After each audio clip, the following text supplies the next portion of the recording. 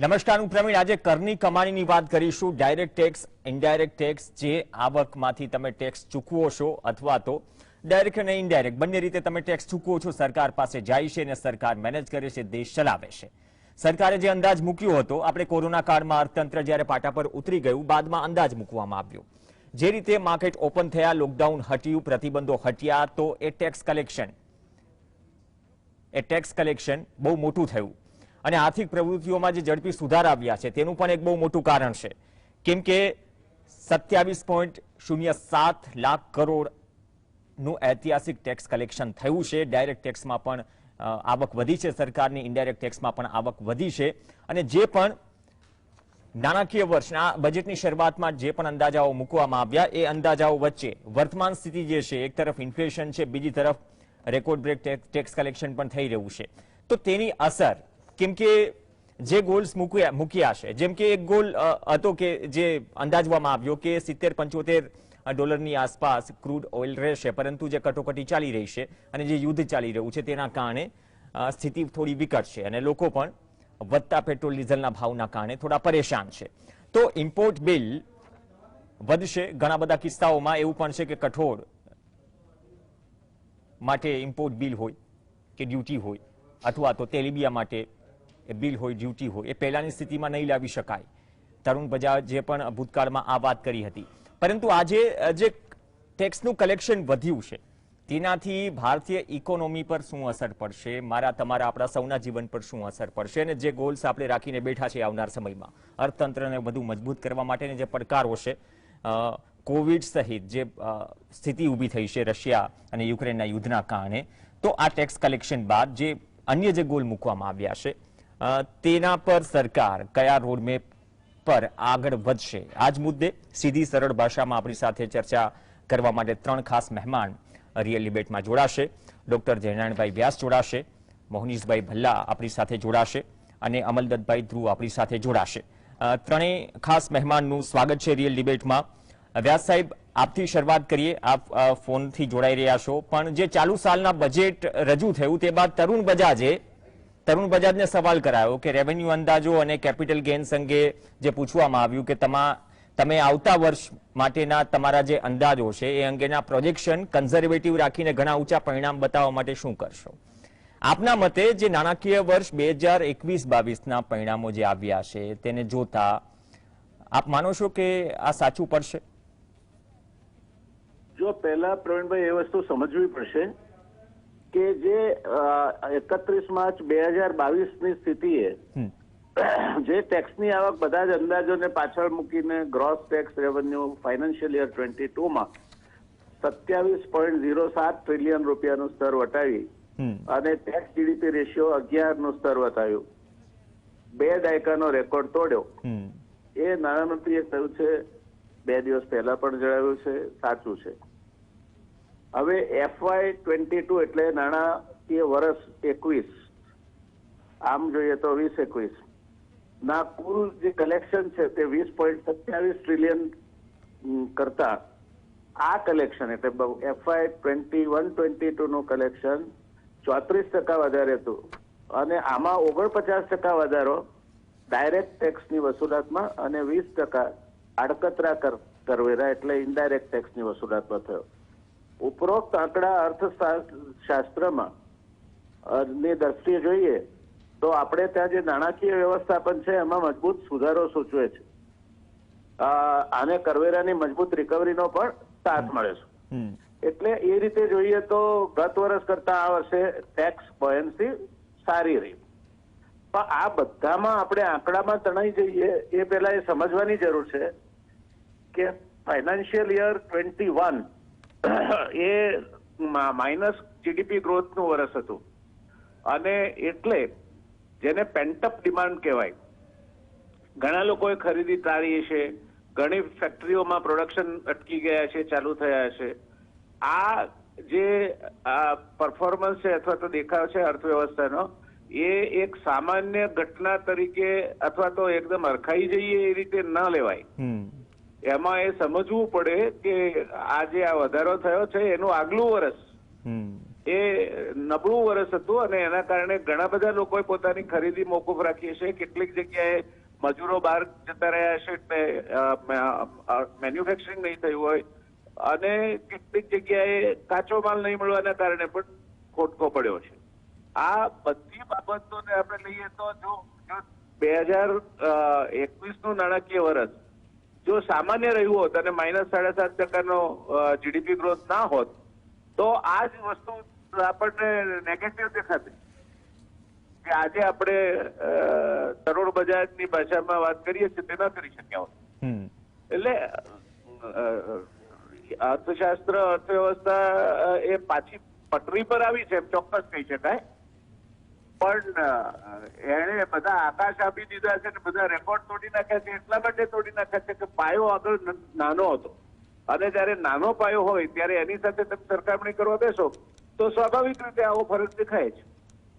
તો this only we can draw એના conclusion આપણે કાઢવા હોય તારણો તો એવું ચોક્કસ કહી શકાય કે કોવિડની જે બીજી લહેર આવી એના બાદ અર્થવ્યવસ્થા પાટા પર ચડી છે.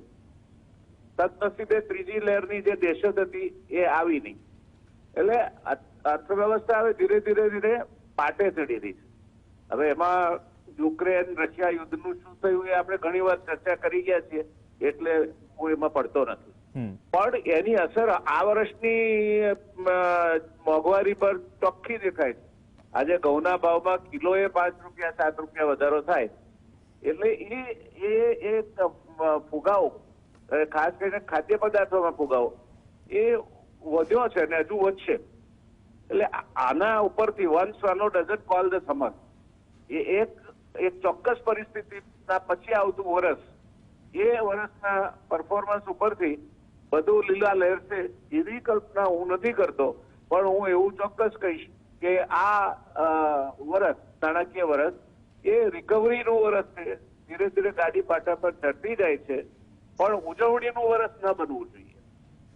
એટલે આ વાત આપણે ધ્યાનમાં રાખવા જેવી છે. બાકી આપણે આશા રાખીએ કે હવે કોઈ ખોટકો ના આવે અને ખાસ કરીને આ યુદ્ધના કારણે જે બળતણના ભાવ વધવાના શક્યતાઓ છે અથવા તો આ જે ખાદ્ય પદાર્થોની મોંઘવારી છે, ખાદ્ય તેલની પણ મોંઘવારી વધશે કારણ કે આપણને જે દેશોમાંથી મળતું હતું એમાં એક યુક્રેન છે એટલે એ બધી મોંઘવારી આપણને નડશે ને એના આંકડા હવે આ વખતે જોવા પડશે. એટલે એ આપણે મને લાગે છે કે જરા થોડો આપણા ઉત્સાહને થોડો કાબુમાં રાખીએ. સારું થયું છે એમાં કોઈ શંકા નથી, કારણ કે તમારો દુકાન બંધ હતી અને દુકાન ચાલુ કરી તો વેચાણ તો થવાનું જ છે. એટલે એ પરિસ્થિતિમાં એ વેચાણને જે આપણે આગળના નાણાકીય વર્ષના પરિપ્રેક્ષમાં જોઈએ છીએ તે મારા મતે યોગ્ય નથી. તો આપણે રાજી થવું જોઈએ, નો ડાઉટ અબાઉટ ઇટ, કે અર્થવ્યવસ્થા પાછી પટરીએ ચડી રહી છે, પણ આપણે કંઈક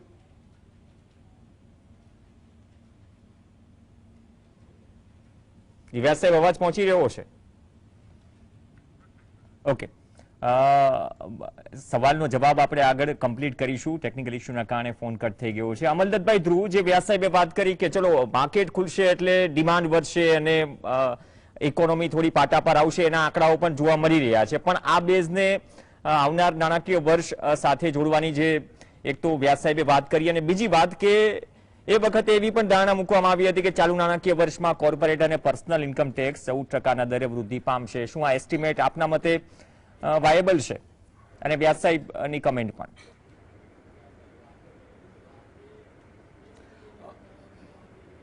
વ્યાસ સાહેબે એકદમ સાચી વાત કરી કે ગયું વર્ષ જરા ખરાબ હતું અને એની કમ્પેરિઝનમાં તમે વધારે સારું એને જો કમ્પેર કરો તો ચોક્કસ સુધારો બહુ ધ્યાન ખેંચે એવો છે.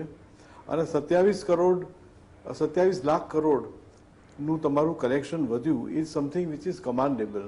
અને આટલું જે કલેક્શન થયું તે હિસ્ટ્રીની અંદર સૌથી વધારે છે. એટલે એનો અર્થ એ કે ગઈ વખતે જે આપણે માર ખાધો હતો એ ખાધેલો માર આપણે બાજુમાં મૂક્યો અને એના આગલા વર્ષથી પણ આપણે આગળ ગયા છીએ. એટલે આ એક કમાન્ડેબલ વસ્તુ થઈ છે, એ હકીકત છે.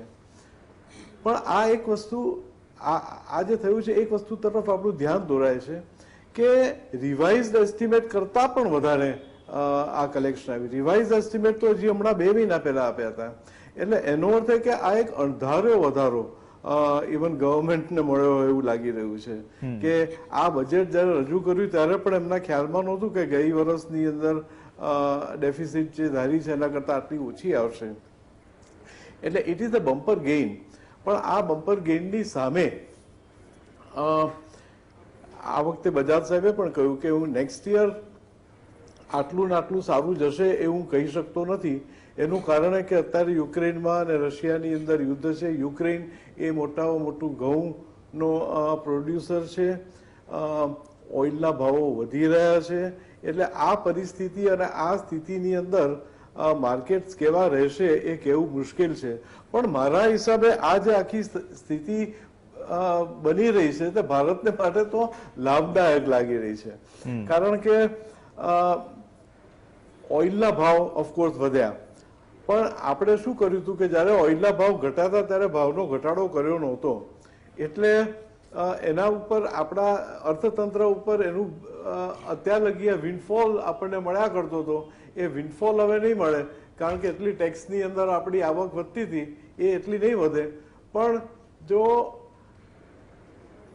એ જે તમે એક્સ્ટ્રા ટેક્સ એ પીરિયડ દરમિયાન તમે જે કલેક્ટ કર્યો એ જે ખરેખર ભાવની અંદર વધારો આવે બંનેની સામે ઓફસેટ જો કરવામાં આવે તો પેટ્રોલના ભાવ બહુ ના વધવા જોઈએ અને આ 100-110ની આજુબાજુ એ અટકીને ઉભા રહે એવું મને લાગી રહ્યું છે.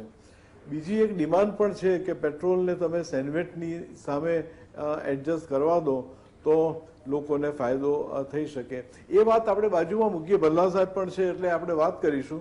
પણ મુખ્ય મુદ્દો એ છે કે કલેક્શન સુધર્યું છે. અને આ કલેક્શન ક્યાં સુધર્યું છે જુઓ. આ કલેક્શન જો ડાયરેક્ટ ટેક્સની વાત કરીએ તો 35% ઓફ અવર કલેક્શન ફક્ત મુંબઈથી આવે છે. 35% of the collection is only from Bombay. અને જો બોમ્બે, દિલ્હી અને બેંગ્લોર લઈએ તો 60% કલેક્શન ઓફ ડાયરેક્ટ ટેક્સીસ આ 3 સિટીમાંથી આવે છે. આ તમને જે આપણી ઇન્કમની ડિસ્પેરિટી છે એના ઉપર ધ્યાન દોરશે. એટલે જો આપણું કલેક્શન તંત્રને હજી જો વધારે સારું બનાવવામાં આવે તો આ વધારો હજી ઘણો in fact there is a lot of potential to increase the revenue at the current rate. જો આ ઇનઇક્વાલિટી અને લોકોની પાસેથી ટેક્સ વસૂલ કરવાની કાર્યપદ્ધતિ અને ઇનફેક્ટ એની અંદર ઘણી ડિફેક્ટો છે જે અત્યારે કોમ્પ્યુટરાઇઝેશન થયું છે એને કારણે નાના શહેરો અને નાના ગામના લોકોને તમે ટેક્સની નેટની અંદર ઇફેક્ટિવલી લાવી શકતા નથી કારણ કે cost of collection of tax ઘણી વધી જાય. એટલે it will take some time પણ there is a lot of potential. અને જો એ પોટેન્શિયલનો જો ઉપયોગ કરવામાં આવે તો ડાયરેક્ટ ટેક્સના પર્સન્ટેજ ઘટાડવાની એક તક ઊભી થાય છે એવું મને લાગે છે. મારા હિસાબે આવતા બજેટની અંદર જે કરદાતાઓ છે એમને થોડી રાહત દરની અંદર આપીશું. અને જો આપણે કલેક્શનની આ બોયન્સી જો ચાલુ રહેશે તો અર્થતંત્ર પર અસર પણ ઓછી થશે. એટલે ટૂંકમાં જો કહું તો આ એક બહુ જ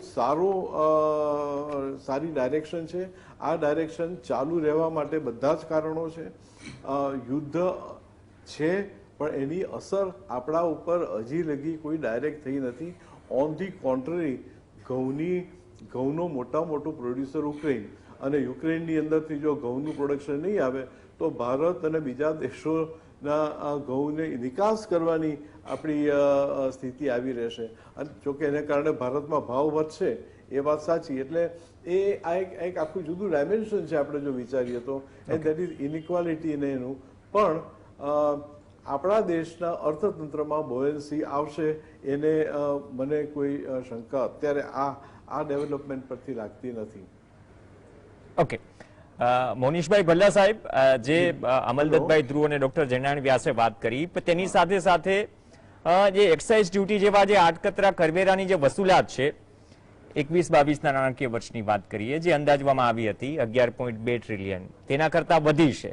હવે આપના મતે આ વર્ષે જે અંદાજેલ રકમ છે, પહેલા તો 3.92 લાખ કરોડ, પણ હવે ઘટીને શું એ 3.32 લાખ કરોડને વટાવી જશે? જી, હવે તમે જે કહો છો એ બરાબર છે તમારી વાત, પણ આપણે એ વાતને આગળ વધારીએ જે ડોક્ટર જયરામ વ્યાસ કહેતા હતા કે આપણે આજે ઇન્ક્રીઝ કેમ લાગે છે, એટલું તમને એટલું ડિફરન્સ કેમ લાગે છે કે there is suddenly lot of increase of revenue. કોઈ પણ ઇન્ક્રીઝ આપણે ત્યારે જોઈએ જ્યારે આપણે કમ્પેર કરીએ જૂનું શું હતું અને અત્યારે શું છે. આપણે કમ્પેરિઝન છે બેસિકલી, ઠીક છે. અને તમે જ્યારે કમ્પેર કરશો અને લેટ્સ ફોર આપણે એક્ઝામ્પલ અત્યારે ઇનડાયરેક્ટ ટેક્સીસની ફિગર લઈએ, આપણે જીએસટી લઈએ ખાલી અત્યારે, ઓકે, એક સ્ટડી કરવા માટે. તો તમે જો 17માં જ્યારે આ આવ્યું ટેક્સ, 17 થી અત્યારે 22માં આવી ગયા આપણે લોકો, 5 વર્ષ થઈ ગયા, 17, 18, 18, 19, 19, 20, 21, 22 આપણે અત્યારે આવ્યા.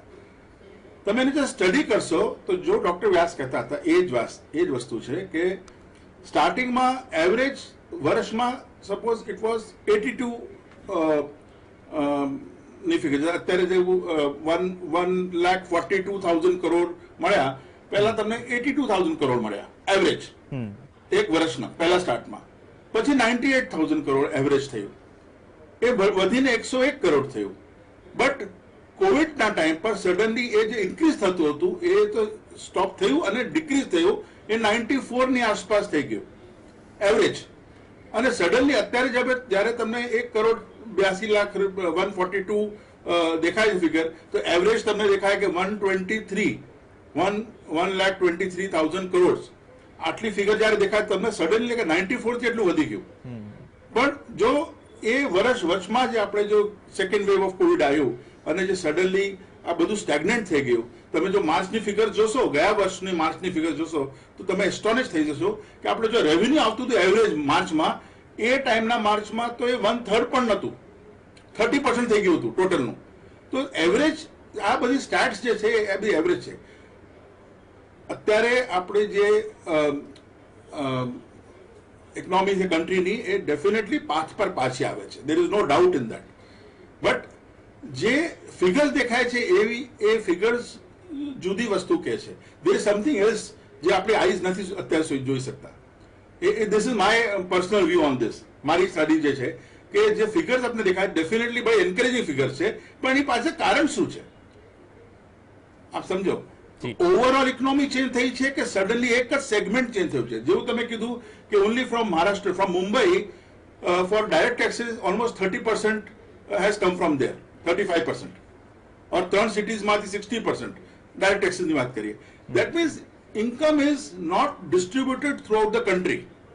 એવી રીતે ટેક્સીસ પણ આખા કન્ટ્રીમાંથી પ્રોપરલી ડિસ્ટ્રીબ્યુટ નથી થતા. એ એક સડન પોકેટમાં જતું રહ્યું છે. અને that is what is worrying for me. મને એ વસ્તુની ચિંતા છે કે જે આખા ઇન્ડિયાની અર્થવ્યવસ્થા, everybody should have participate in that. કોઈ પાર્ટિસિપેશન બધાનું નથી આવતું. એ એક જુદો એંગલ કહું છું અત્યારે આખું તમને, ઠીક છે. અને એ જ વસ્તુ જો ડીપમાં કોઈ સ્ટડી કરે ત્યારે એ લોકોને ખ્યાલ આવશે કે એક પર્ટિક્યુલર પોકેટમાં ટેક્સીસ વધે છે અને પણ ઓવરઓલ ગ્રોથ નથી. તમે ઓવરઓલ જોશો તો બધા લોકો ખર્ચો નથી કરી શકતા એટલું, દે ડોન્ટ હેવ ડીપ પોકેટ્સ. પણ સડનલી તમને કોઈ અત્યારે મળશે જે 3 કરોડની કાર ખરીદવા માટે તૈયાર છે. સો જો 3 કરોડની કોઈ કાર ખરીદશે તો એના ઉપર જીએસટી પણ એટલા જ % વધશે ને, because expensive things have been bought more. પણ ઓવરઓલ ઇકોનોમીમાં જે ફેર પડવું જોઈએ એ કદાચ એ સ્ટડીનો એક વિષય છે અને ઇન ડેપ્થ સ્ટડી થવી જોઈએ આમાં. જી ઓકે, ઇનડેપ્થ સ્ટડી અને ઇનડેપ્થ થોડા આંકડાઓને બહુ સરળતાથી સમજીશું, પણ ખરા એક બ્રેક માટે રોકાઈશું. વ્યાસ સાહેબ પણ આપણી સાથે જોડાયેલા છે અને અમલદત્તભાઈ ધ્રુવ પણ આપણી સાથે જોડાયેલા છે. જે આંકડાઓ છે, કદાચ આંકડાઓ તમે જોઈને તેનો તાગ મેળવો અથવા તો વર્તમાન સ્થિતિમાં આપણું અર્થતંત્ર અને જે પણ પડકારો છે, અનસર્ટનિટી જે આંતરરાષ્ટ્રીય લેવલ પર અત્યારે થઈ રહ્યું છે, તેને ધ્યાનમાં રાખીને આવનાર જે સમય છે, આપણે મોંઘવારી તો અત્યારે પ્રશ્ન છે જ, પરંતુ આ ટેક્સ કલેક્શન જે તમે દાતા શબ્દનો ઉપયોગ થાય, એ દાતા તો થોડો અત્યારે મુશ્કેલીમાં છે, પણ આ કરદાતાની આવક જે વધી છે તેના એકચ્યુઅલ રીઝન્સ અને આવનાર સમયમાં એ ખરેખર એ સ્ટેબિલિટી અર્થતંત્રની બાબતમાં પણ કેટલી રહેશે પ્રેક્ટિકલી જે અંદાજ મૂકવામાં આવ્યો. એક બ્રેક બાદ રોકાઈશું. બ્રેક બાદ અમલદત્તભાઈ ધ્રુવ સાહેબ પાસે જઈશું અને બાદમાં મોનીષભાઈ ભલ્લા પાસે પણ, કેમ કે મોનીષભાઈ ભલ્લા આપણી સાથે 9:45 વાગ્યા સુધી છે, એટલે એકાદ બે મહત્વપૂર્ણ સવાલ મોનીષભાઈ ભલ્લાને પણ કરીશું. બ્રેક બાદ કમબેક. કરની કમાણી સરકારની ઇનડાયરેક્ટ ટેક્સીસ એટલે કે સીધી અને આડકતરી રીતે જે ટેક્સ જે છે તેમની આવક વધી છે અંતિમ નાણાકીય વર્ષમાં, અને અત્યારની પરિસ્થિતિમાં જે માર્કેટ ઓપન થયું કોવિડ બાદ, તો પછી ડિમાન્ડ પણ વધી છે.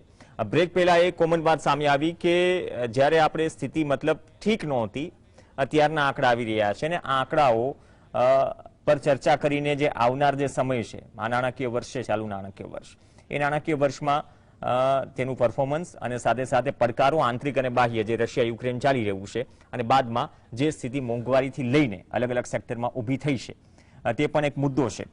ચર્ચા આગળ વધારીએ. ડોક્ટર જયનારાયણ વ્યાસ આપણી સાથે છે, મોનીષભાઈ ભલ્લા આપણી સાથે છે, અને અમલદત્તભાઈ ધ્રુવ આપણી સાથે છે. વ્યાસ સાહેબ, પહેલા રાઉન્ડમાં આપનો જવાબ અધૂરો રહી ગયો હતો, પણ એ બાદ જે મોનીષભાઈ ભલ્લા અને અમલદત્તભાઈ ધ્રુવ સાહેબે જે વાત કરી કે અત્યારની સ્થિતિ, મોસ્ટલી તમારી વાતથી એ એગ્રી થયા, પણ હજુ થોડું ઇન ડિટેલ સમજીએ જે આંકડાઓ છે. આંકડાઓની ગૂંચવણ આમ તો સામાન્ય જનતાની સમજમાં પડતી નથી, પણ આપ શું કહેશો આ બેઝ પર આવનાર સમય? હું સંપૂર્ણપણે પ્રવીણભાઈ ભલ્લા સાહેબે જે વાત કરી તેની સાથે સંમત છું, અને આ જ વાત વિમાન તરુણ બજાજના ઇન્ટરવ્યુ રૂપે 9 મિનિટનો ઇન્ટરવ્યુ છે, વિડીયો રેકોર્ડેડ, એમાં એમણે આ જ વાત કહી છે. જ્યારે એમને પૂછવામાં આવ્યું કે તમે માનો છો કે આ ચાલુ નાણાકીય વર્ષ દરમિયાન તમારો આ જે ટેક્સેસ થી માંડીને બાકીના બધો વધારો એને આ વર્ષ કરતા પણ સારો આવશે, ત્યારે એમણે ચોખ્ખું કહ્યું છે કે ભાઈ એ એક્સેપ્શનલ વર્ષ હતું, અને I am not as much candid about even reaching those figures, એવું તરુણ બજાજે ગાર્ડેનલી કહ્યું છે. એટલે એનું એક જ કારણ છે, સરળ કારણ છે. આપણે બનતું હતું તો ભાઈ બહુ મોટો સમજ નથી મારી, પણ સરળ કારણ છે કે જયારે બાળક 3 વર્ષનું હોય અને ચોથા વર્ષે એની ઊંચાઈ માપો તો તમને કદાચ 10% એની ઊંચાઈ વધતી, 15% વધતી દેખાશે, પણ 12 વર્ષનું હોય ને 13મા વર્ષે માપો તો હાર્ડલી ઇટ વિલ બી 0.2%. એટલે જયારે બેઝ નાનો હોય ત્યારે વધારો વધારે દેખાય. એટલે જે માઇનસમાં હતો, એટલે એ ઉત્પાદનની સરખામણીમાં પ્લસમાં જીડીપી ગ્રોથ આવે, કુલ બધો માલ સામાન ને સેવાઓમાં ઉત્પાદનમાં એ વધારો બતાવે છે, એટલે એ આવક દેખાય. અને વેરામાં એક વાત યાદ રાખવાની, ઘણા એવા છે, કદાચ આપ પણ હશો, કે જેને જે કોવિડમાં જે કર્ફ્યુ ચાલતા હતા, કોવિડમાં ઘણી બધી જગ્યાએ તો કર્મચારીઓના પગાર ચૂંટણી કરાવી છે, પગાર કાપી ઓછા કરાવી નાખ્યા છે. એટલે જે પર કેપિટા ડિસ્પોઝેબલ ઇન્કમ જેને કહેવાય, a huge market was either suffering from આ negative growth or they were totally pointless because they were removed from the job. એટલે આ બધા કારણે આપણે આજે જોઈએ છે કે ભલ્લા સાહેબે પણ કહ્યું ને તરુણ બજાજે પણ આ જ વાત કહી છે કે આ વર્ષે એવું એનાથી સારું થાય એવું તો કોઈ શક્યતા હોવું નથી. અને authority to enforce the budget એ પણ નથી. એટલે દર વખતે લાડુ નથી એવી આપણે અપેક્ષા નહીં રાખી. આટલા મોટા ડાઉનફોલ પછી માઇનસ, એપ્રિલ જૂન ક્વાર્ટરમાં તો -8.5% જીડીપી ગ્રોથ હતો, અને સરવાળે overall financial year 2021 GDP growth rate hardly -7.5%. એટલે એના બેઝ ઉપર તમે જયારે જુઓ તો સ્વાભાવિક છે પેન્ટઅપ ડિમાન્ડ છે, ઉત્પાદન બંધ પડ્યું હતું એ ચાલુ થઈ ગયું છે, અને આ બધાના કારણે સ્વાભાવિક છે કે આ વખતે સારું જ દેખાય, કારણ કે એના આગળનો બેઝ નાનો છે. પણ આવતા વર્ષે આ વર્ષના બેઝ ઉપર આપણે કમ્પેર કરીશું ત્યારે સિમિલર ગ્રોથ નહીં દેખાય. એટલે one should be little fair to the tax collection machinery also, and also the government effort to sort of help gearing of the production. સરકારે પોતાનાથી બધું જ કર્યું છે કે જેનાથી ઉત્પાદન ને વેગ મળે. અને આમ છતાંય હકીકત છે કે જે લઘુ ઉદ્યોગ છે, this is one of the major producer અને એમ્પ્લોયર, એ લોકોની પૈસા તો હજુ આજે ખરાબ છે. They are not come back on they were. ઘણું બધા there are ifs and buts on this. And I think I would really agree with what Balla Sahib has said. And of course, contesting Tarun Bajaj, I won't find myself competent because he is a person who is the author of the budget and also most sort of competent person in this country to comment on these various issues. But that's an excellent interview which Business Standard covered, and they were placed on their web. It's 9 minutes duration and as latest as 3rd or 4th of April. Right. જી sir, એટલે 3 કરોડની પેલી કારવાળી વાત પણ કરી, પણ સામે જે મિડલ ક્લાસ પણ છે અને નોકરિયાત વર્ગ પણ છે, તમે સાચી વાત કરી કે છટણી થઈ અથવા તો પગાર કપાયો અથવા તો સેવિંગ ખતમ થઈ ગઈ, તો હવે એ પણ એક કડવી વાસ્તવિકતા છે જે સ્વીકારવી પડશે. એમાંથી ઘણા બધા પરિવારો બહાર આવી શક્યા નથી. પણ બલ્લા સાહેબ, આપ થોડા વહેલા રજા લેવાના છો આ ચર્ચામાંથી, તો નેક્સ્ટ સવાલ આપને કરી દઉં કે આ વખતે જે કેપિટલ ગેઇન્સ ટેક્સમાંથી મળતી આવકમાં સારો એવો વધારો અંદાજવામાં આવ્યો છે, અને આપ તેને શેર બજાર સાથીને જોડીને માનો છો કે શેર બજારમાં આવી જ લાલઘુમ તેજી રહેશે? જો એ મારો વિષય નથી એટલે હું વધારે કમેન્ટ નહીં કરું, અને શેર બજાર પર વધારે વિશ્વાસ કરતો પણ નથી હું. એ આપણા કંટ્રોલની વસ્તુ નથી. કોઈ somebody else is playing something, somebody else's game. એટલે એના ઉપર ના કમેન્ટ કરીએ તો સારું છે. અને આપણે ફિંગર્સ ક્રોસ રાખીએ કે શેર બજાર બધા માટે સારું રહે. That is only thing I can wish. But આ તમારી વાત કરતા કરતા મને એક ફિગર્સ મારા હાથમાં આવી છે અને મેં ખાસ અત્યારે સ્ટડી કરતો હતો. એ બહુ ઇન્ટરેસ્ટિંગ છે.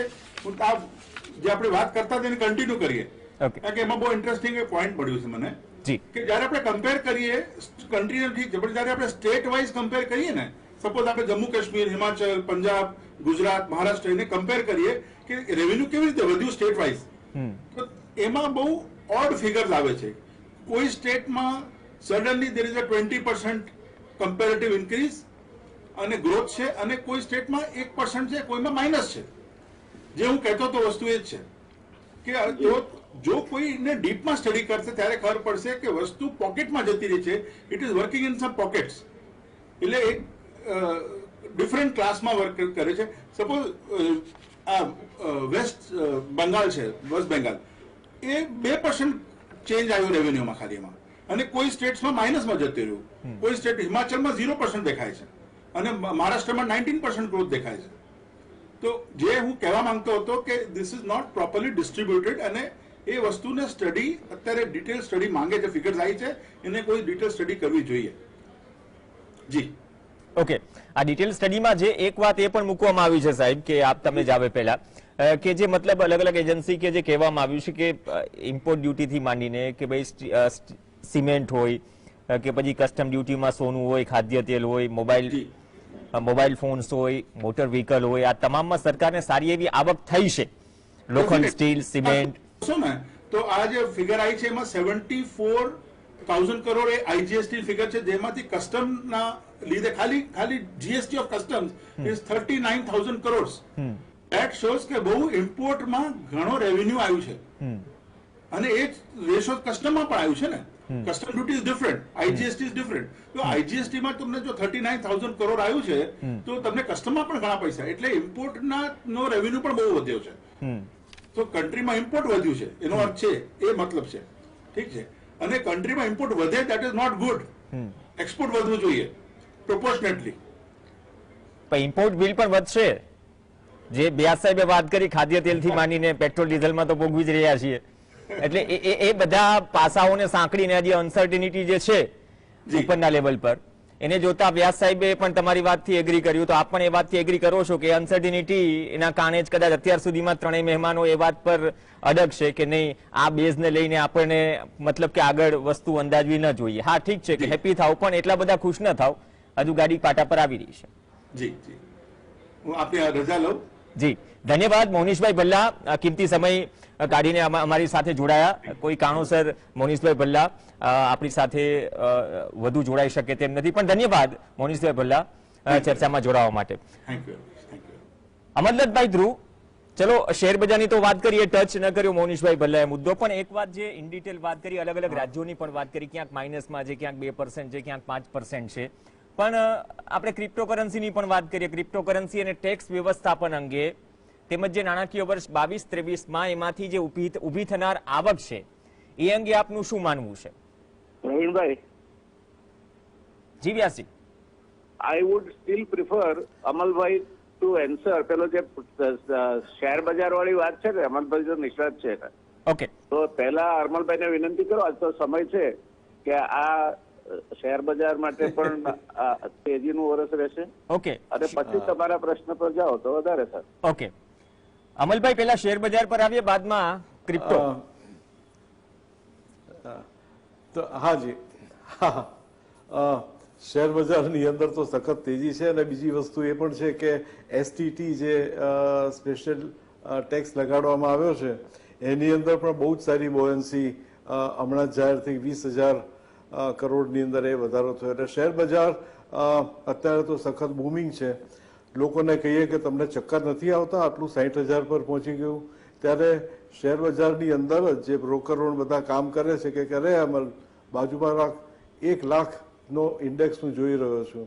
એટલે આટલી બધી બોયન્સી અત્યારે લોકોના મનની અંદર છે. એનું કારણ એના બે છે. એક તો આ જે આંકડા આવ્યા એના પરથી એક વસ્તુની ખાતરી થાય છે કે કોર્પોરેટ ટેક્સની અંદર વધારો છે. મુંબઈ, દિલ્હી, બેંગ્લોર જેવા મોટા મોટા શહેરોની અંદર ટેક્સ કલેક્શનનો વધારો છે. એનો અર્થ એ કે કોર્પોરેટ સેક્ટરે પ્રોફિટ ઘણો સારો કર્યો છે. આ પ્રોફિટ વધારે સારો થયો એટલે ડિસ્પેરિટી વધી, એટલે એક ચિંતાનો વિષય છે. પણ શેર બજાર માટે તો આ એક બહુ જ મોટી તકનો વિષય છે કે આપણી શેર બજારની અંદર જો કંપનીનો પ્રોફિટ વધશે તો, એટલે આ બોયન્સી અને રહેવાની.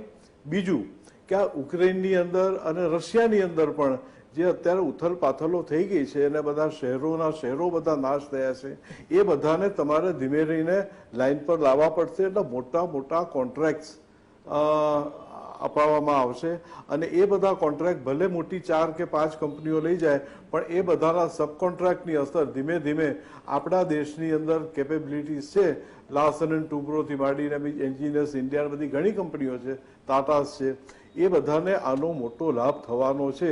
એટલે corporate sector is very very buoyant. Inequality હોય, દેશના લોકોનું જે થવાનું હોય થાય, પણ આપણા ગોળનું તરભાણું ભરાય છે.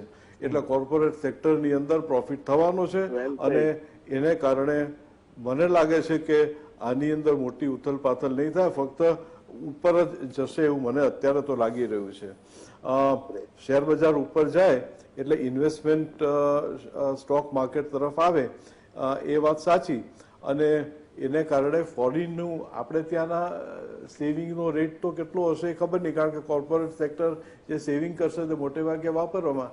એટલે આપણા દેશનું ઇન્ટરનલ સેવિંગ નહીં વધે, પણ ફોરેનથી ઇન્વેસ્ટમેન્ટ આપણા દેશમાં ઘણું આવશે, અને ફોરેનથી ઇન્વેસ્ટમેન્ટ આપણા દેશમાં આવશે એટલે આપણા કોર્પોરેટ સેક્ટરની અંદર એમનું શેર હોલ્ડિંગ વધવાનું, અને એમનું શેર હોલ્ડિંગ વધવાનું એટલે આપણા દેશની મોટા પ્રમાણની ઇકોનોમીનો કંટ્રોલ, જેને કહીએ, will be partly shared. We will have to be very smart in negotiating કે કઈ ટર્મ્સ એન્ડ કન્ડિશન પર આપણે આ ફોરેનના પૈસા આપણા સ્ટોક માર્કેટ અને આપણા કોર્પોરેટ સેક્ટરમાં લાવીએ છીએ. એટલે આ મારું રિએક્શન છે as far as the tax. પણ મને લાગે છે કે આપણે જો ટૂંકા ગાળાની અંદર મારું શું એપ્રોચ લઈએ તો ઇન્વેસ્ટમેન્ટ માટે સારું છે, અને તમને એટલીસ્ટ 1 વર્ષ તો બહુ જ સારું જવાનું જ છે. મને કે બહુ ખાસ શંકા લાગતી નથી, અનલેસ કે આ વોર વધારે પડતી પ્રસરે, પણ એવું પણ લાગતું નથી.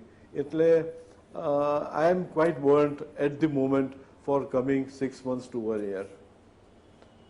અને સાહેબ ક્રિપ્ટો વાળી વાત પર આવીએ, બીજા મુદ્દા ઉપર આવીએ કે આ જે ટેક્સના કલેક્શન, હા, હવે ક્રિપ્ટો કરન્સી એ એક જેમને કહે ને કે હજી લગી it is a UFO, unidentified flying object, કે આ ક્રિપ્ટોની અંદર કોણ who is the player who is actually playing with the rates of crypto એ હજી લગી આપણને ખબર નથી. એક તો એ વાત. બીજી વાત કે એક ક્રિપ્ટો કરન્સી હોય કે ડોલર છે કે પાઉન્ડ છે કે યેન છે, એક કરન્સી હોય તો તમે એના પર નિયંત્રણ લાવી શકો. પણ ક્રિપ્ટો કરન્સી આજે નહીં તો 100 થી 150 છે. there are 100 to 150 cryptocurrencies which are floating in the market. એટલે તમે એના પર કંટ્રોલ કેવી રીતે લાવશો એ હજી હું સમજી શક્યો નથી. સરકારે કહ્યું કે ક્રિપ્ટોકરન્સી ઓફકોર્સ ઇન્ટેલિજન્સ સર્વેલન્સ ને બધાને કારણે તમને ખ્યાલ આવશે, પણ ક્રિપ્ટોમાં જો ટ્રાન્ઝેક્શન થઈ જાય અને એ crypto is not a known or popular like bitcoin or something like that, કોઈ નવી જ કરન્સીની અંદર જો ટ્રાન્ઝેક્શનો મોટા પાયે થાય તો એ સર્વેલન્સની બહાર નીકળી જવાના પૂરેપૂરા ચાન્સીસ છે. અને જો એની બહાર નીકળે તો તમને જે ભાવે એકચ્યુઅલ ઇનવોઇસ બને ને એકચ્યુઅલ કલેક્શન થાય અને જે ભાવ ખરેખર માર્કેટમાં, એટલે એક આખું બ્લેક ઇકોનોમી અત્યારે બ્લેક જો રૂપિયામાં કે ડોલરમાં કે સોનામાં થાય તો તમે ઘેરે રેડ પાડી અને તમે પકડી શકો છો. પણ આ ક્રિપ્ટોની અંદર જો બ્રેક થવાના ચાલુ થશે તો કોઈને ખબર જ નહીં પડે, કારણ કે it is all control by a codeword. અને જે માણસની પાસે કોડવર્ડ છે છેલ્લી ઘડી લગી જો મોઢું ના ખોલે તો sort of it's gone. So મારા હિસાબે આના પર બહુ સિરિયસ વિચારણા કરવાની જરૂર છે. અને મને ખાતરી છે કે આપણા દેશનું ફિનાન્સ ડિપાર્ટમેન્ટ ને બધું જે છે they must be doing this type of surveillance. અને એ લોકો પણ આ જો કરતા હોય તો બહુ જ સારું, ના કરતા હોય તો ચાલુ કરે. પણ ક્રિપ્ટોની અંદર જે ટેક્સ લેવાની વાત છે એને કારણે બહુ મોટી રેવન્યુ થાય એવું મને લાગતું નથી. પણ એટલીસ્ટ એ એક ઇન્ડિકેશન છે that the government is looking at crypto in a serious way. પણ એને કારણે કે અહીંયા લાખેક કરોડ બીજા આવી જાય એવું મને અત્યારે લાગતું નથી. ઓકે, સો as far as formal economy, હું જેને કહું ફોર્મલ ઇકોનોમીની અંદર આ ક્રિપ્ટોનું કોન્ટ્રીબ્યુશન મોટું નહીં હોય. ઇન્ફોર્મલ ઇકોનોમીની અંદર એનું કોન્ટ્રીબ્યુશન ઘણું મોટું થવાની પૂરેપૂરી શક્યતાઓ છે. અને એટલા માટે ક્રિપ્ટોકરન્સીને અમુક જ ક્રિપ્ટોકરન્સી તમે અલાઉ કરો, અમુકને તમે અલાઉ ના કરો. અને એ જે અનઓફિશિયલી ઓર અનરેકોગ્નાઇઝ ક્રિપ્ટોકરન્સીઝમાં ટ્રાન્ઝેક્શન થાય એ તમે પકડો, ધેટ ઇઝ ઇમ્પોર્ટન્ટ. તમે અમુક ક્રિપ્ટોકરન્સી ઉપર ટેક્સ લાવ્યા પણ જે ક્રિપ્ટોકરન્સી તમે અલાઉ નથી કરી એની અંદર જો ટ્રાન્ઝેક્શન થાય તો તમે પકડો. અને પકડી અને એના કોડવર્ડ મેળવી અને કેટલા અને ક્યાં છે એ ત્યાં લગી પહોંચવું પડે ભાઈ.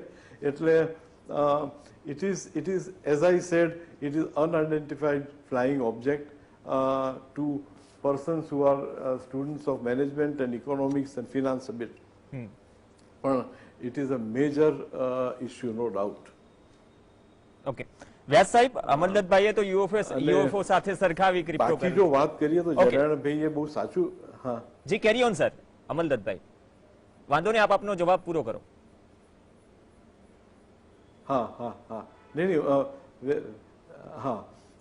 નહીં આઈ થિંક બીજો તો ટોપિક જ આખો જુદો, પણ એના પર કરતા I would very much like જયરાણભાઈ to say something on crypto currency, કારણ કે that's the thing which I ઇલાબોરેટેડ.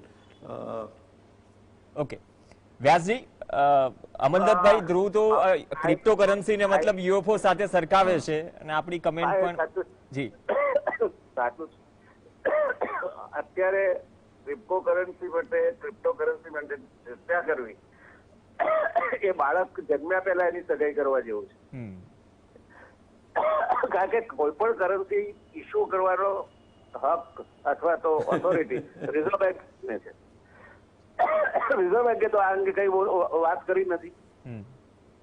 એટલે કોએક્શન કરવું પડે, રિઝર્વ બેંકે નોટિફાઈ કરવું પડે તો સરકાર કાયદો કરે પછીની વાત છે. તો આ તો ભેંસ ભાગોળે છાસ છાગોળે ક્રિપ્ટોકરન્સી પર આટલી ટેક્સ આવશે ને આટલો લાગશે ટેક્સ 30% લાગશે, તો શેના પર લાગશે? Have you got any register of cryptocurrency? And is it a authorized currency by the central bank? The answer is no. So everybody is groping in dark. એટલે આપણે હમણાં તો મજા કરતા રહીએ અને આની કોઈને સૌથી વધારે જલ્દી ખબર પડશે તે અમલભાઈને પડશે. એટલે એ દાડે પાછા પકડી લઈશું આપણે ચર્ચા માટે.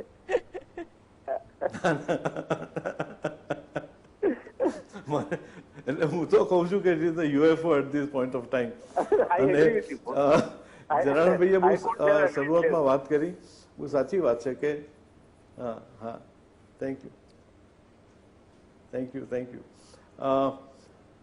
બીજો મુદ્દો આપે આજની પેલાની અંદર હતો કે લાસ્ટ યર તમને કહું બે ભાઈઓ છે, એક ભાઈના પહેલી પરીક્ષાની અંદર 100માંથી 20 આવ્યા અને બીજા ભાઈના પહેલી પરીક્ષાની અંદર 100માંથી 60 આવ્યા.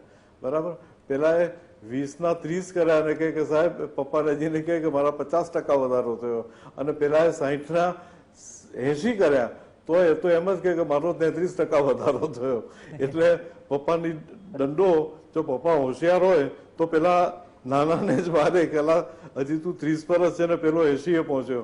પણ પપ્પા જો બરાબર જાણકાર ના હોય, મારા જેવા હોય તો દંડો મોટાને મારે કે તારા ફક્ત 20 જ વધ્યા, જયારે આના 33% જ વધ્યા, જયારે આના 60% વધ્યા. એટલે ઇન અધર વર્ડ્સ કે તમે કયા બેઝથી કમ્પેર કરો છો. પણ living that aside, there is a quantum increase also. There is a increase in the quantum કે 3 લાખ કરોડનો વધારો તમારા ડાયરેક્ટ ટેક્સમાં થયો, 2 લાખ કરોડનો વધારો તમારા ઇનડાયરેક્ટ ટેક્સની અંદર થયો. એટલે એ ક્વોન્ટમ વધારો શેના ઉપર? તમારા રિવાઇઝ એસ્ટિમેટ પર. એટલે મેં પહેલા કહ્યું એ પ્રમાણે તમારા રિવાઇઝ એસ્ટિમેટ હજી 2 મહિના પહેલા મૂક્યા અને ત્યાર પછી તમે અત્યારે એકચ્યુઅલ નંબર આવો એમાં આટલો બધો ફેરફાર. એટલે આ સર્ફ એ ડેટા સરખો આવતો નથી, મોડો આવે છે, શું આવે છે? કારણ મારો ધંધો જ ઓડિટનો છે, એટલે આવા સવાલ તો પહેલા આવી જાય કે કેમ આટલો બધો મોટો ફેરફાર આવી ગયો. પણ એનો અર્થ એ કે કોર્પોરેટ સેક્ટરનું પ્રોફિટ ધાર્યા કરતાં વધારે આવે છે. દે નેવર એક્સપેક્ટેડ કે એડવાન્સ ટેક્સનું જે લાસ્ટ ઇન્સ્ટોલમેન્ટ હતો માર્ચનો, એ માર્ચનો ઇન્સ્ટોલમેન્ટ આટલો મોટો આવશે અને હજી સેલ્ફ એસેસમેન્ટનો આવશે, એ જુદી વાત છે. એટલે કોર્પોરેટ સેક્ટરની અંદર પ્રોફિટેબિલિટી ધાર્યા કરતાં વધારે થઈ, દેટ ઇઝ વેરી ક્લિયર. અને એ વધારે થઈ એ હમણાં જે મેં શેર માર્કેટમાં કહ્યું એ પ્રમાણે કે આમ આપણે ખુશ થઈએ છીએ, પણ ઇનઇક્વાલિટી અને જો એની વાત કરીએ તો સિચ્યુએશન એ આખું તમારે ચશ્મા બદલવા પડશે. આ રીતે જોઈએ છીએ તો ઇકોનોમી બહુ બૂમિંગ અને સરસ લાગે છે, પણ જો ઇક્વાલિટી અને લોકોના સ્ટાન્ડર્ડ ઓફ લિવિંગ અને કોસ્ટ ઓફ લિવિંગ પર જો આપણે જરાક નજર કરીએ તો અત્યારની સિચ્યુએશન એક જાતની જરાક થોડી ભય પેદા કરે એવી છે. અને એટલા માટે ઇનફેક્ટ શ્રીલંકાની અંદર ને બધાની અંદર જે થયું એવું આપણે ત્યાં ના થાય એ આપણે જોઈ લેવું પડે. અને એવું થાય એવું લાગતું નથી, કારણ કે શ્રીલંકાની અંદર તો ટુરિઝમ આ કોવિડને કારણે એકદમ ડાઉન ગયું અને એ લોકોએ એકદમ ઉત્સાહથી કેમિકલ ફર્ટિલાઇઝર બંધ કર્યા, એટલે ચાનું ઉત્પાદન ઘટ્યું. એટલે શ્રીલંકા બંને બાજુથી ઘેરાઈ ગઈ અને ચાઇના પાસે લોન લીધી, એ લોન પે કરવાને એમની પાસે પૈસા નહોતા. એટલે શ્રીલંકાની સિચ્યુએશન સાવ જુદી જ છે. આપણે ત્યાં એવું થાય એવું લાગતું નથી, પણ આપણે કેરફુલ તો ચોક્કસ રહેવું પડે કે ઇનઇક્વાલિટી જો આપણે એમ્પ્લોયમેન્ટ જો જનરેટ નહીં કરીએ તો આ લોપસાઇડેડ ગ્રોથ બહુ લાંબો ટાઈમ સસ્ટેન કરવો અઘરો પડી જાય. એટલે મને આ લોપસાઇડેડ ગ્રોથના ઇન્ડિકેશન આ બોયન્સીની પાછળ દેખાઈ રહ્યા છે. એટલા માટે હું ખાસ એમ્ફસાઇઝ કરીને આ મુદ્દાને આગળ ધરું છું. ઓકે, ધન્યવાદ અમલદત્તભાઈ. વ્યાસજી, હવે એવી ધારણા પણ મૂકવામાં આવે છે કે કોર્પોરેટ અને પર્સનલ ઇન્કમ ટેક્સ 15%ના દરે 22-23ના નાણાકીય વર્ષમાં પહોંચશે અને ટેક્સ જીડીપી રેશિયો 11% પ્લસ અને બોયન્સી 1.3 કરતા થોડી ઓછી વધશે. આ અંગે આપનું શું માનવું છે? બંને ઓબ્ઝર્વેશન અંદર જેને કહે કે વિધિન themselves આર કોન્ટ્રાડિક્ટરી. તમારી બોયન્સી વધે એ મર્યાદિત વધે અને કલેક્શન વધે એ બેફામ વધે, એવું ના થાય. Basically, you don't expect heavens to fall down to the earth. This year, if the most eligible candidate, અત્યારે જો નાણામંત્રીના બ્લુ-આઇડ પિકઅપ તરીકે જો કોઈ કેન્ડિડેટ હોય તો એ આ ઇન્કમ ટેક્સ અને ટેક્સેશન છે, કારણ કે ચૂંટણીઓ આવવાની 24માં અને આ જે પ્રી ઇલેક્શન યર બજેટ હવે આવશે તે આવશે લગભગ. એટલે કન્સેશન ગેલોર અત્યાર સુધી જેવું નથી પણ રોકી રાખ્યું છે બધું હવે એક પછી એક ઉલે જવા માંડશે. એટલે you can expect good things for the middle class and salaried people. એક વાત છે. બીજું જે આ આપણે ચર્ચા કરીએ છીએ કે આ કરવેરાની આવક કેમ વધી, તો એનો આન્સર એ છે કે તમે દિવાળી વખતે આ વખતે બજાર જોયા હોય તો અમલદતભાઈ બજારોમાં એકદમ ચિડિયાર ઉભરાતું હતું. That means India is the single largest free market in the world. અને સીકે પ્રહલાદ સાહેબે જેને bottom of the pyramid market કહી છે એ લોકોને બોનસથી મળીને બધું મળ્યું એટલે ખરીદી નીકળી માટે જે પેન્ટઅપ ડિમાન્ડ હતી એ પેન્ટઅપ ડિમાન્ડ એ જમ્પ મારીને બજારમાં ફેલાય અને એઝ અ રિઝલ્ટ જે વેપારીઓને સાથે મારે એટલે ગુજરાત સર્વે ખાતર વાત થઈ છે એમણે કેટલીય દિવાળી વખતે નથી કમાણી કરી એટલે આ દિવાળી વખતે કરી છે, પણ જો કે એમણે બિચારા 2 વર્ષ બેસી રહ્યા છે. એટલે આ બધા બહુ કોમ્પ્લિકેટેડ તારણો છે અને survey or something which can probe into and get into it can only bring it out. એટલે આપણે આ વખતની ચિંતા કરીએ તો આ વખતે ફાઇનાન્શિયલ યર 22 એ 22-23 એટલે ગઈ સાલ જેવું બહુ સરસ મજાનું નહીં હોય એટલું મને લાગે છે. અમલદતભાઈ, ભાઈ એ જે સારી વાત કરી કે 2 વર્ષથી દિવાળી નથી ઉજવી, બીજી બાજુ અને જી અને 2 વર્ષથી દિવાળી નથી ઉજવી ને દિવાળી આવી, મતલબ કે એટલે એ દિવાળી આખી અલગ લાગી. એટલે આ આંકડાની દિવાળી જે કદાચ સેમ એક્સપેક્ટ અત્યાર સુધી તમામ પેનલિસ્ટે નથી કરી.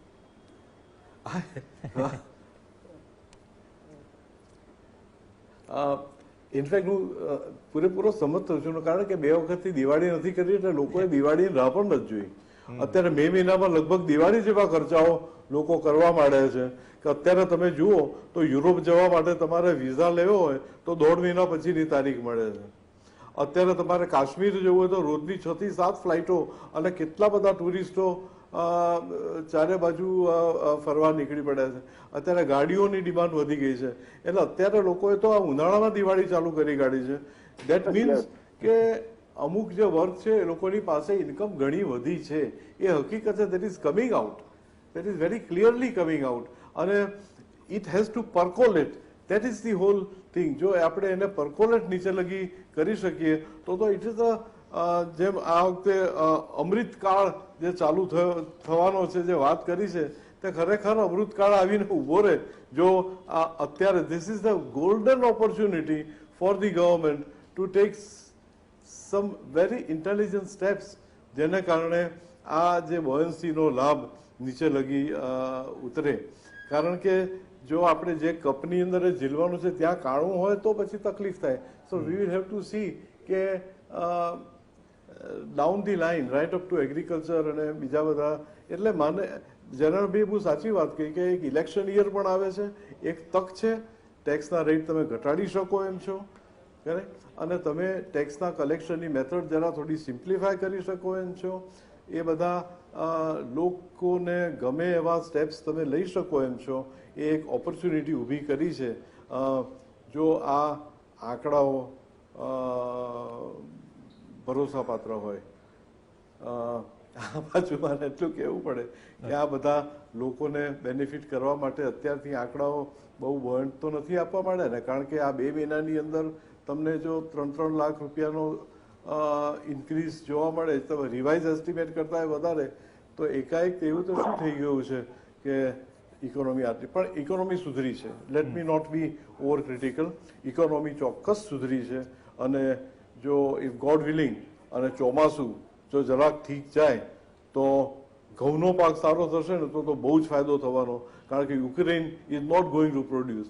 અને ઘઉંની અંદર જેમ PL80 આપણે ખાધા એવી રીતે આપણે લોકોને અનાજ ખવડાવતા થઈ જઈશું એવી સ્થિતિ ઊભી થાય એમ છે. અને China is not doing that well comparatively, અને ચાઇનાની સામે ઘણો વાંધો છે યુરોપિયન કન્ટ્રીઝને. એટલે બિઝનેસ પાર્ટનર તરીકે India can come out very well. A lot depends upon Jaishankar વડાપ્રધાન બધા આપણી ફોરેન પોલિસીને બહુ સરસ રીતે સ્ટીકર કરી રહ્યા છે. આ પ્રમાણે જો સ્ટીકર કરી કાઢીએ તો મારા હિસાબે good days R coming. Okay વ્યાસજી, 1 મિનિટ છે, કન્ક્લુઝિંગ કોમેન્ટ. હાજી જી. આપણે આ જે કઈ આંકડા આપણી સામે છે એમાં છેલ્લે મારે એટલું કેવું છે કે આ સ્ટેટિસ્ટિક્સ છે અને 3 પ્રકારના જૂઠાણા હોય છે. એક વ્હાઇટ લાઈ એટલે સફેદ જૂઠ, બીજી પ્લેન લાઈ એટલે ચોખ્ખે ચોખ્ખું જૂઠ, અને થર્ડ ઇઝ સ્ટેટિસ્ટિક્સ. એટલે આપણે જે ચર્ચા કરી એ આ ત્રીજા પ્રકારના જૂઠાણા ઉપર ચર્ચા કરી રહ્યા છીએ. એ એની મર્યાદા આપણે ખ્યાલ રાખવી જોઈએ. બાકી તો અપની બિલ્લી ધારતી તો કુત્તે કો મારતી મગર ધારતી નહીં. અને આપણે વધારે પડતી ઉત્સાહમાં ઘઉંને ડ્રેન આઉટ થવા દઈશું તો આ સાઇનોસોઇડલ કરવો છે, ઉપર જાય નીચે આવે, ઉપર જાય નીચે આવે. એટલે એક એ થાય ને, બીજું કે ઘઉંના ભાવ એકદમ વધારે મળતા હશે. પહેલી વખત ઇતિહાસમાં આપણે જોઈ રહ્યા છે કે મિનિમમ સપોર્ટ પ્રાઇસ કરતા ફ્રી માર્કેટ પ્રાઇસ ઊંચી છે.